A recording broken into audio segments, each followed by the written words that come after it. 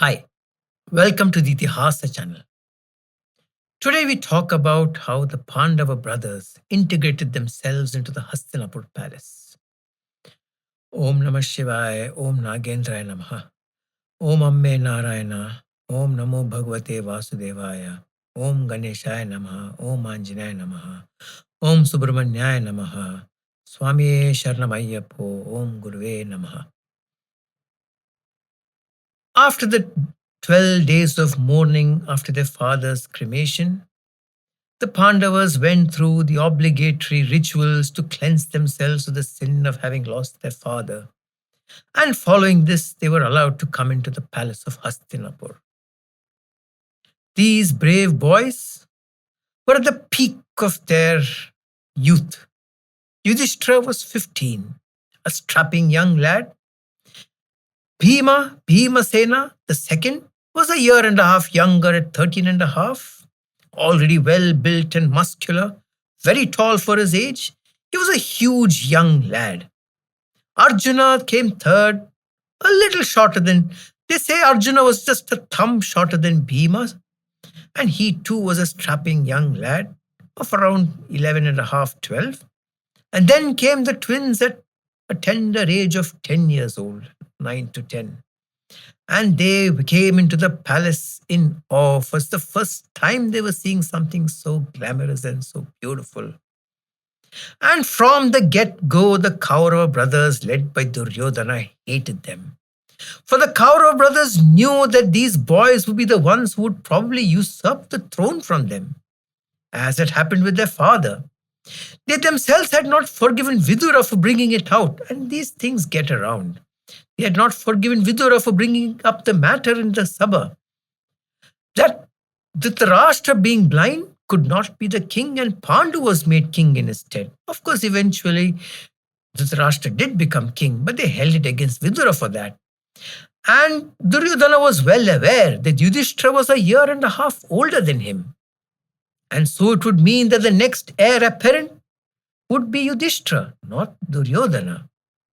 And so he was always at odds and ends with the Pandava brothers, for he knew they challenged his right to the throne. Of course, the Kauravas would call themselves the Kauravas, for they came from the Kuru dynasty, and Duryodhana thought that if they called themselves the Kauravas based on the Kuru name, it would give them legitimacy to rule eventually. Of course, things don't go by what you're called. Sometimes they don't. And so this enmity was spontaneous from the heart of Duryodhana. And the Pandavas were innocent young boys who had no clue about this kind of hierarchical structure and what lay in store for them and the pleasures of being king or the greatness of being king and why it really mattered. They had lived 15 years of their life in the jungles of Shatashringa surrounding the peaks of Shatashringa. They were well built, for the jungle teaches you a lot. You learn to fight, you learn to be stealthy, you learn to hunt, you learn to forage. There are so many things that the jungle teaches, especially when you have parents who are with you all the time. And so these boys were no mean warriors when they came down, for they had been trained by Sukha, a great warrior Brahmin, who had taught them the art of fighting and the art of war. He was their first teacher. And so when they came down, it would be quite often that Duryodhana would challenge Bheema, for he saw Bheema as his direct rival. And there were a lot of times when they would wrestle and they would fight, and Duryodhana was in for a surprise. For Bheema, though he was not well trained in the art of fighting, especially hand-to-hand combat, was way ahead of Duryodhana in it. And when they would wrestle, he would topple Duryodhana down and he would hit him on the chest and he would hit him on the head. And he would roll him over and he would try moves which Duryodhana even wasn't aware of. For Bheema Sena was used to fighting with animals. So what was a mere mortal at that? And this hatred in Duryodhana just grew more and more. And Bheema, no less, would give adequate excuse for that hatred to grow. Bheema himself was a bit of a bully. A sweet-minded, a cool-minded bully, very innocent at that. But a bit of a bully nevertheless. So when the weaker Kaurava brothers would climb a tree to get the fruit, he would go down and kick the tree with all his strength, and these boys would fall down from the tree like the fruits around them. And he would pull their hair and he would push them and he would tease them. And when they would go crying to Duryodhana, Duryodhana would come and challenge him, and they would have a fight, and he would put Duryodhana down to the ground. And it went on and on and on and on. Of course, he was a favorite of his Pitama Bhishma, for Pitama Bhishma knew that Bhima Sena was tender at heart, was an innocent man at heart. And so he would always have a nice smile ready for Bhima. So the beautiful tender smile that Pitama Bhishma used to give, would now give Bhimasena, used to be given to the Kaurava brothers and Duryodhana at one time. So that brought in much more jealousy in Duryodhana's heart. So we've seen images earlier of a little Bhima, cute little Bhima playing at the lap of Bhishma. Well, that kind of wouldn't have happened really in reality at that time, because Bhimasena was a well-grown 6-foot man when he was 14. And so if Bhimasena, a well-grown 6-foot man, would sit on the lap of Bhishma at that time, I'm sure Bhishma would have exercised his ability to call on death at will, to call on death at that particular time when Bhimasena sat on his lap. But anyway, Bhishma always was there with a loving smile for the Pandava brothers, and they craved the love from Bhishma, for they missed the love their father gave them. And so these boys went about their antics and their playfulness, which sometimes would get a little serious when the fights would become a little more. But one thing Duryodhana realized: Bhima was extremely protective of his brothers. No one would dare touch Yudhishthira, Arjuna, Nakula and Sahadeva when Bhimasena was around, for the punishment that would follow that would not be worth it for any of them. And this angered Duryodhana more, for he knew that Bhima was the only one that stood between him and the throne, and he knew that if ever he was to get a chance to be king at one time, he would have to get rid of Bhima. And there was born in his mind and heart the hatred for Bhima, that he should have Bhima dead. Around this time, Shakuni comes to the kingdom of Hastinapur. The Mahabharata doesn't describe at any point why Shakuni really came over. We discussed at an earlier time, in an earlier episode, a mitigating factor as to Shakuni wanting the end of the Kuru dynasty and the Hastinapur kingdom. But that story was never there in the main Mahabharata. And also in the main Mahabharata, Shakuni was never shown as the mastermind evil person who would design all the evil plans to kill the Pandavas. Shakuni was merely the uncle of Duryodhana, who was the man Duryodhana would bounce his bad ideas off. Where it was seen that the ideas were preposterous, Shakuni would stop Duryodhana from going ahead with it.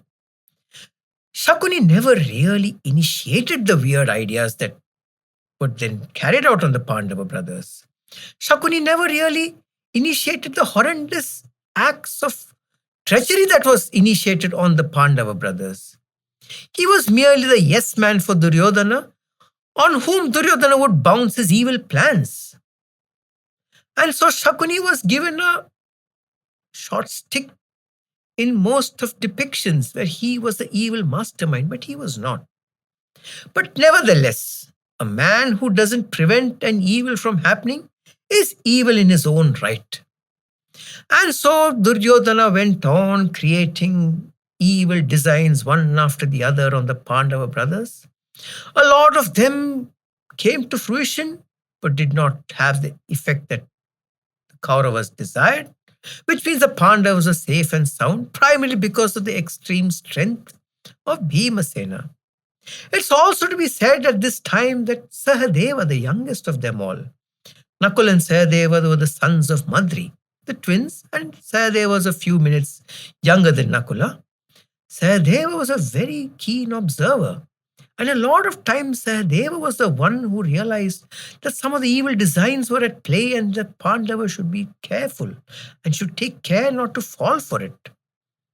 Another help they had was from Yuyutsu. We had described how Yuyutsu, one of Dhritarashtra's sons from the Vaishya woman in the palace, he was a stepbrother to the 100 Kauravas, but a man of great honor and a man of great integrity. And very early on, he realized that his eldest brother Duryodhana was evil. And he was the one of the 101 brothers who would never come under the evil sway of Duryodhana. And he was the one who had a soft corner for the Pandavas. And most of the time, when the evil plots were being created and engineered by the Kaurava brothers, Yuyutsu would be a party to that.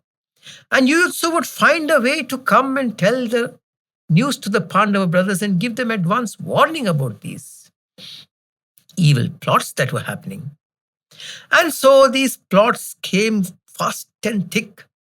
And somehow, due to providence and because the prophecy had destined that nothing would happen to the Pandava brothers, they managed to survive. And then, in his frustration, Duryodhana decided that he has to kill Bheema. And he went to his uncle and sounded out a plan. And his loving uncle, Shakuni, who would never say no, who would dote on his nephew, always said yes and would guide him and would prevent him from doing something rash that would get him caught, but would never tell him to cease and desist. And so Duryodhana decided that it was time to put an end to Bheema Sena. And Duryodhana decided that the best way to do it was to poison Bheema Sena. But that couldn't be done in the palace. For Bhishma had eyes in the palace, and Bhishma would know that such a plot was afoot, and he would come in and stop it. And Duryodhana was well aware of the network of spies that Bhishma had around him. So he decided that the best place to do it would be far away from the city on the banks of the Ganga. And so they decided to have a day of water sports far away from the city in the banks of the Ganga in a place called Pramanakoti. And Duryodhana started the process of planning this day of water sports.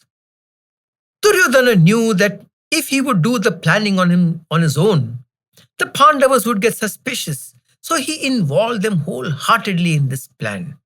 He would regularly come to the Pandavas, and where earlier he would come with a frown and a face filled with hatred, he would come with a smile, and the Pandavas on their side thought maybe a change had come over Duryodhana.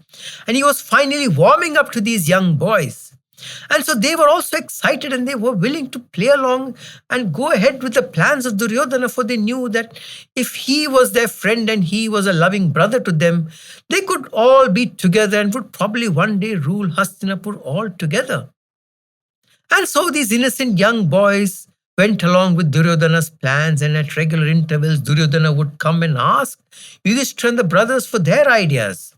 For if they would give the ideas, it would be so much better, and the place would be so much more exciting, and the day would be so much more exciting.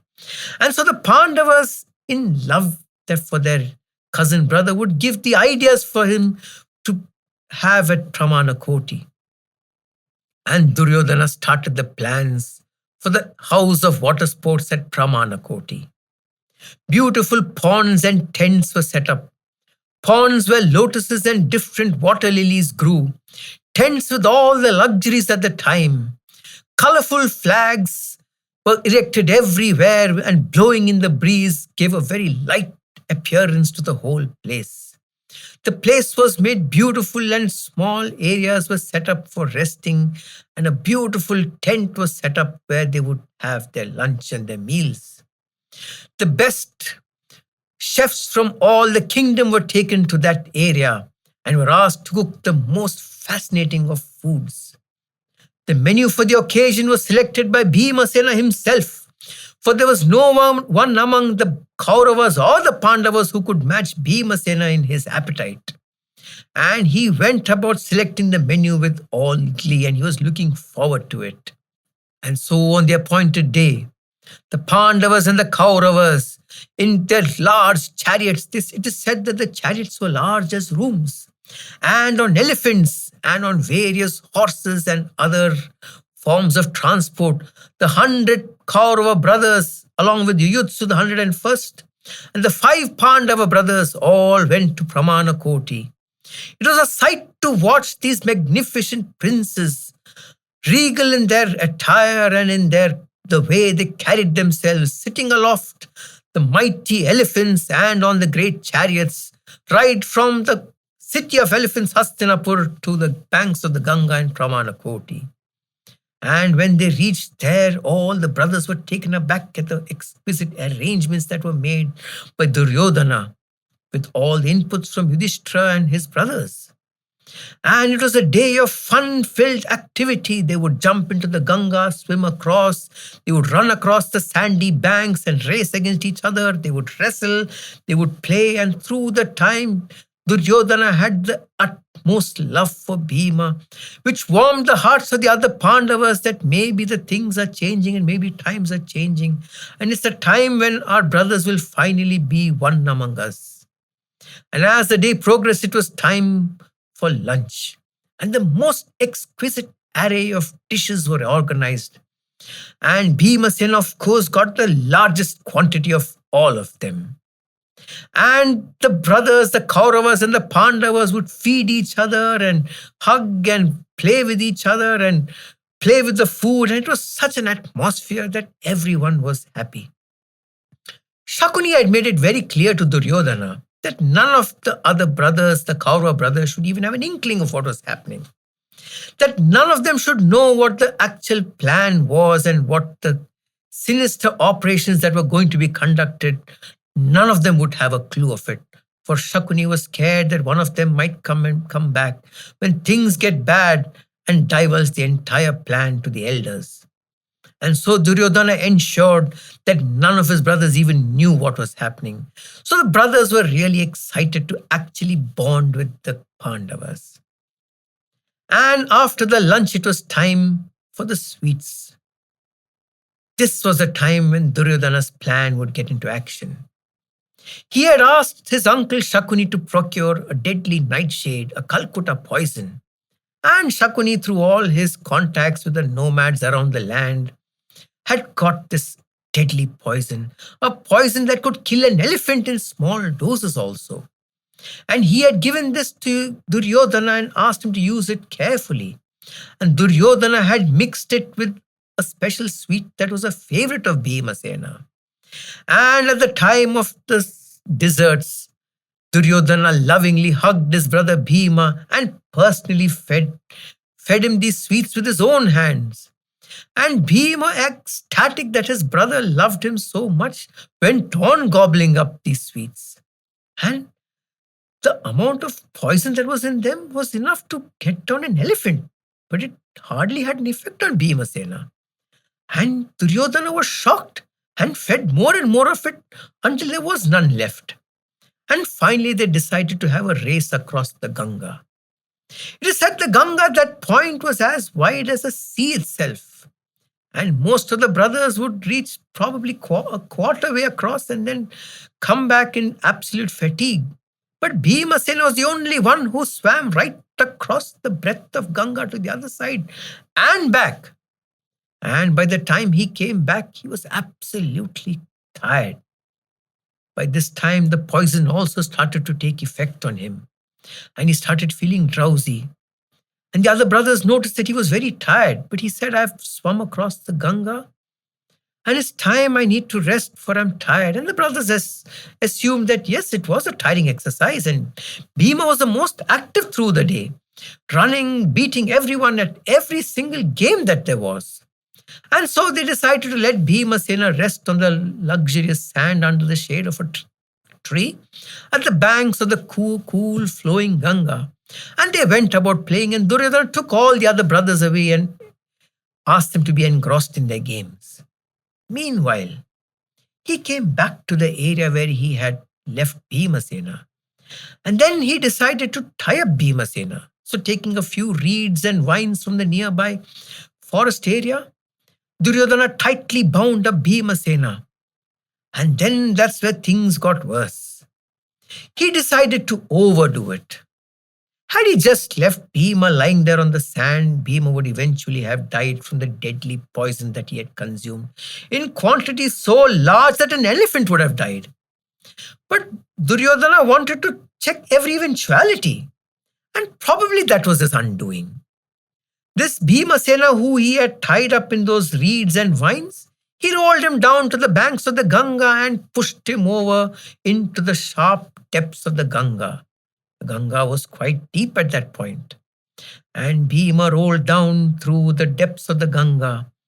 And Janvi, the mother Ganga, the spirit of who was in Devaloka, realized that this Bhima was a favorite of her son Bhishma, and realized that this Bhima would be dead, and knew that the evil plans of Duryodhana would come to fruition. So the spirit of Ganga from Devaloka churned the bottom of the riverbed. Ganga knew that the riverbed was a land of the Nagas, and in a subterranean area below the riverbed was the kingdom of Vasuki, the king of the Nagas. And this kingdom was protected by the Nagas on the riverbed, and Ganga started to stimulate eddy currents at the base of the riverbed, stimulating the Nagas and forcing them to come out of their calm and their peace. And when they came out, they saw this lifeless body of Bhima, a huge man tied in vines, who seemed to be coming towards their Nagaloka. And in ferocity, these Naga warriors who were guarding the chambers of Vasuki aggressively started biting into the flesh of Bhimasena. At first, they realized when they were biting into his chest, their fangs were breaking off and nothing was going through. And they summoned the larger Nagas from the barracks to come and attack the man who's coming to attack Nagaloka. And the larger snakes came in, and with their huge fangs and vicious jaws started biting into the skin of Bhimasena and finally punctured skin, infusing their deadly venom into the body of Bhima. And incidentally, as known to Ganga, this venom acted as an antidote against the poison that was already coursing through the blood of Bhima. And this was the original plan of Ganga, who knew she had to save her son's favorite grandson.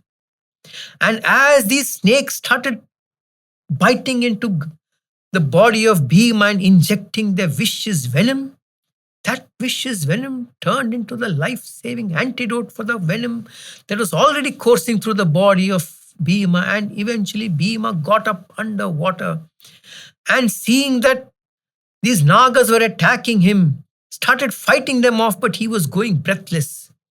At that time, Ganga stimulated a severe tide under the water, which broke through one of the walls of the subterranean palace of Vasuki, and Bhimasena fell through into the subterranean palace, which had an air hole in it, air pocket in it. And there he noticed that more and more Nagas started coming towards him menacingly, for they were also scared about this intruder who had come into their kingdom of their king Vasuki. And as they advanced towards him, the great Bhima caught each of these snakes by their necks and started dashing them through against the walls, killing them by the hundreds. The remaining surviving Nagas rushed into the inner labyrinths of the subterranean palace through narrow openings, and with Bhima hot on their chase. And there came a point in the labyrinth where Bhima couldn't go through, and these Nagas escaped into the labyrinth to the main atrium of their king Vasuki. The king of the Nagas, Vasuki, as regal as ever, with 1,000 heads, sitting on his jade throne adorned with multiple jewels and striped with gold, with his 2 Naga wives entwined around him, as calm as the Ganga in her most beautiful moments. And when he saw these soldiers come in exasperated and bleeding, he knew something was up. And these soldiers were scared that they'll have to report to Vasuki that they'd allowed an intruder into the Nagaloka, something which never happens. It's almost impossible to go into Nagaloka. And they reported, and Vasuki closed his eyes and realized that the intruder was no ordinary intruder, for no ordinary human could come into the Nagaloka. And then he smiled, for he knew who this intruder was. He summoned his senior most minister, Aryaka, that old Naga with flowing white hair and a Naga hood, came to Vasuki, and Vasuki said, "Your great grandson has come. Let's go welcome him." For Aryaka was a Naga who was also the grandfather of Kunti Bhoja. Kunti Bhoja was Kunti's father. And Aryaka was overjoyed that one of his descendants, Bheema, has come to Nagaloka, and said, "Come, let's go and welcome them." And in a transformation that was described in the Mahabharata as miraculous, Vasuki and Aryaka turned to humans. And as they went in towards the labyrinth, they could hear the wild Bheema pounding his fists against the walls, trying to break through and find a way out. And with the press of a button, the walls opened up, and the atrium became continuous with a large area where Bheema was standing. And Bheema was flabbergasted, looking at the two most regal people he had ever seen in his life. He was confused whether to attack them or to make peace with them or to smile at them, when suddenly Aryaka smiled a loving, tender smile and opened his arms out and said, "Come, my dear Bheema, come and hug your great-great-grandfather." And Bheema was shocked, and he asked, "Who are you, old man?" And Aryaka laughed and said, "I'm a grandfather of your grandfather, Kunti Bhoja. And I'm happy to see you, for it was a time when the Nagas used to roam around freely in Bhuloka. And the Nagas, when they would roam around freely in Bhuloka, would meet and marry the people of Bhuloka and have children with them. And hence it was such through one of these unions that the grandchild Kunti Bhoja was born, and his grandchild Bheema was born to Kunti, his daughter Kunti." And he introduced Bheema to Vasuki and said, "This is the king of the Nagas, Vasuki." And Bheema had heard of Vasuki and immediately bent down and touched his feet. And then Vasuki said, come to my atrium." And he told his servitors to give Bheema all the luxuries that he would require. And he turned to Bheema and told him, "Tell me what you would desire.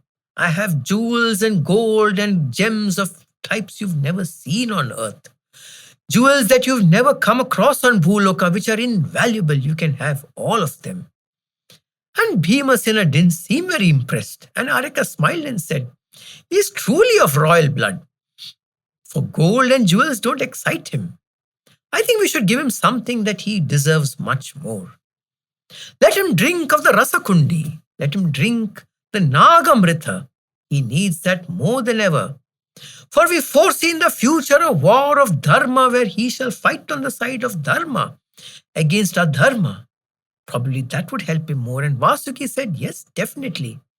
And he called his servitors to come and show and expose the chalice, the large Rasakundi where the Nagamrita was being prepared. And the Mahabharata describes the Nagamrita as having a mixture of multiple herbs, shavings of gems and stones, mercury, quicksilver, and various other materials made to such an exquisite proportion that a little bit here and there would cause instant death. But in the right proportions, a single chalice of it would give the strength of 1,000 elephants.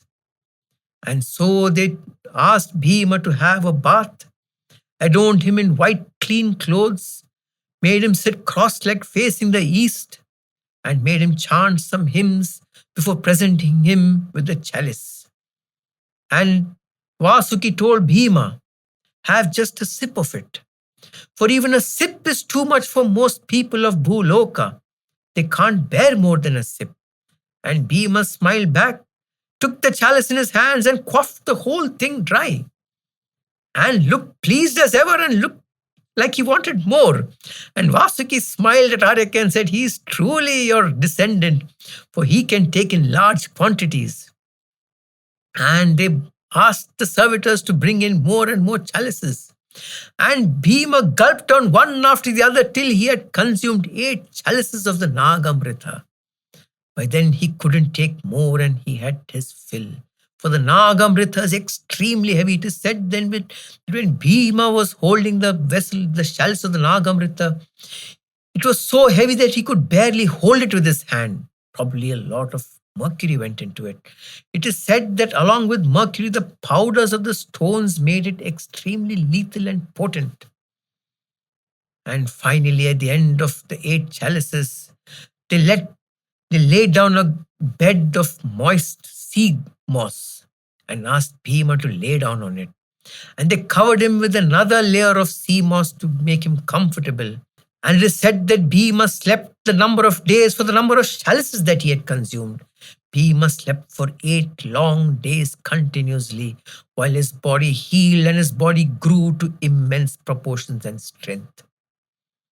Meanwhile, after Duryodhana rolled down Bhima down the Ganga, he ran back to his brothers and cousins who were already having fun and having their evening snacks in one of the large tents that was there.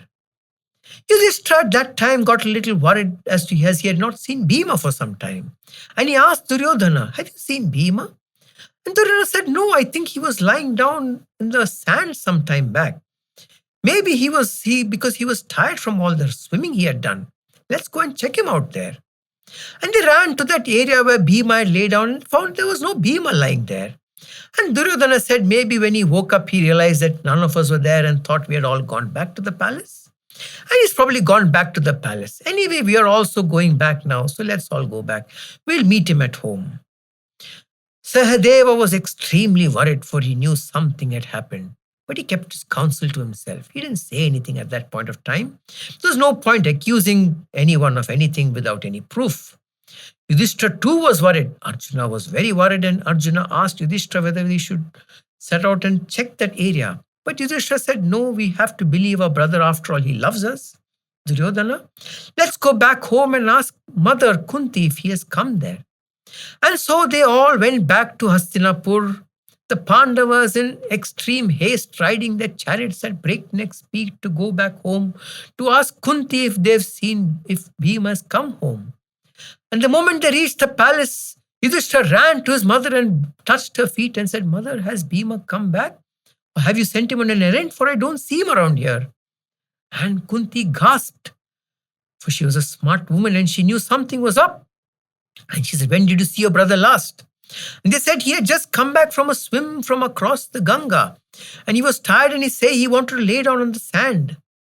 And then we left him there. And when we went back to search for him, he was no longer there. And Duryodhana said that he's probably gone back home. And Kunti said, "No, he's not come. I'm sure there's something going on." Kunti immediately feared the worst and knew something had happened to Bhima. She asked the brothers to go back to Pramanakoti and search for him there.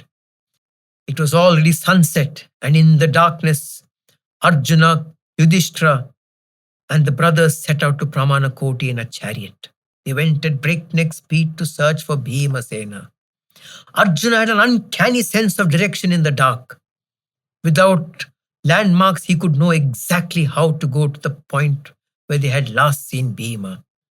There in the darkness, they looked around the sand and saw there was an area where there was an impression of a large body remaining there for a long time, and they knew that was the place where Bhima had slept after the swim.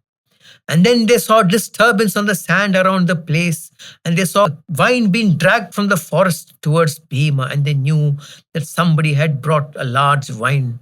And they saw a disturbance where Bhimasena was tied with that wine, and they knew that this was the place where Bhima was tied up.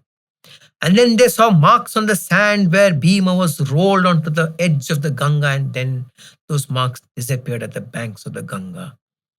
And seeing the place around the sands, Arjuna and Yudhishthira deciphered what had happened, and they went back running to their mother to report it. She immediately called for Vidura, for Vidura was the only one in the entire palace that she could talk to and who she could trust. And she recounted the entire episode and asked Yudhishthira to recount the entire episode to Vidura. And she said, "We are scared. I think the evil Duryodhana has killed Bhima." And then Vidura closed his eyes and said, "There are a few things you should remember. If you make a direct accusation in the palace, it's a very serious accusation. And then the evil Kauravas would use this as an excuse to directly prosecute your children. And that would be a grave act of treason against the government that you would be doing. It would be a grave act against the king, that you're accusing the young princess of having killed your son. And that would not do.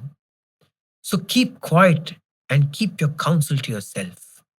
But do not worry, for it's been prophesied that your sons will live a long and healthy life, will live one day to rule this kingdom. So I'm quite sure he is safe and sound. But be careful and be quiet. Let nobody know what's on your mind. Speak not to anyone." And so saying, Vidura left. And while going, Vidura said, "In the meantime, I will send my spies out to find out what has happened to Bhima." The next 8 days were a torture for these young boys. They would go about their daily activities as if nothing happened, for they were warned against any form of insolence or anger against the Kaurava princess. No accusation or no loose word should fly out. And it was a torture for them to go about their daily activities in the presence of the Kauravas, putting on a brave face and a smile.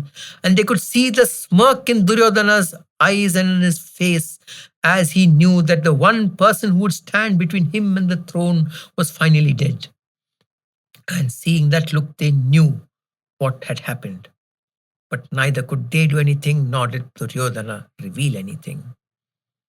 And so it went on for 8 days, and then finally they knew that Bhima would no longer come back. And the announcement was made to Bhishma and the others that Bhima has been missing and probably left for dead somewhere. And the whole palace came back into gloom and doom. As the days passed, people started going around, search parties started going around, and as the 8th day dawned, everyone had lost hope of ever finding Bhima again, and preparations started being made for his final journey. The Pandavas couldn't bear it, for within a short time they would have to face another death. But Vidura kept their hopes up, saying that the prophecy would come true and it would never happen. In the meantime, 8 days had passed under the Ganga, and Bhima suddenly woke up. And when he woke up, he found his sinews were as tough as steel, and his body had grown. And changes had happened in his body. His height had increased, and his body looked extremely muscular. And Vasuki looked at Bhima Sena and knew that the Naga Amrita had done its work. And then they told Bhima Sena that it's time that you have to go back. For our spies along Hastinapur have told us that your mother and brothers are desperately searching for you and have given you up for dead. It is time you go back and show yourself to them and bring them back to peace. For the Nagas have also got their spies all over Bhuloka to find out what is happening. And so Vasuki, with his minister Aryaka, bid farewell to the great Bhima. They asked some of the Nagas to carefully take Bhima up through Ganga onto the banks of the Pramanakoti. And once Bhima was deposited on the sands of the Pramanakoti, the Nagas who accompanied up bade farewell to Bhima, and Bhima ran home. Bhima ran home like the wind, like his father would. It was said that as he ran home, he was like a blur to some of the people who he passed, for they could barely see the form of Bhima as he passed them in the speed with which he ran home. And as the palace was preparing for the final rites of Bhima, he emerged into their house and smiled and hugged his brothers, and there was joy all around. Bhima silently recounted the tale of what had happened over the last 8 days. The magnificent journey he had to Nagalok and the beautiful kingdom that he came across. He told them about the 8 chalices of Nagamrita that he had drunk and which had given him extreme power. Kunti immediately called Vidura, and Vidura was overjoyed at seeing Bhima and told them that I knew that nothing would happen to him, for it is destined that he would live a long and healthy life. And when Vidura heard the evil plan of Duryodhana, he was shocked. For he had known that Duryodhana was evil, but he had never known the extent to which Duryodhana would go. But he counseled the Pandavas to not talk about it to anyone. And then Bhima was presented to everyone, and it was said that Bhima had just got lost and had gone wandering around the forest and had finally come back. The one who was the most shocked and surprised was Duryodhana. The shock on his face was unbelievable, and everyone could see it. For the man he thought was not there anymore to challenge him had come back from the dead. And the only thing that Duryodhana could do was to feign happiness and hug Bhima and said, "We are so glad you're back." And Bhima hugged him back and said, "Yes, brother, it is so great to see you back again." And then an uneasy calm existed between the Kauravas and the Pandavas. They stopped their interactions, and then we go to the next phase of their lives. Om Namah Shivaya, Om Nagendra Namaha, Om Namo Bhagavate Vasudevaya, Om Amme Narayana, Om Ganeshaya Namaha, Om Anjanaya Namaha, Swami Sharanamayyappo, Om Guruve Namaha, Om Subramanyaya Namaha.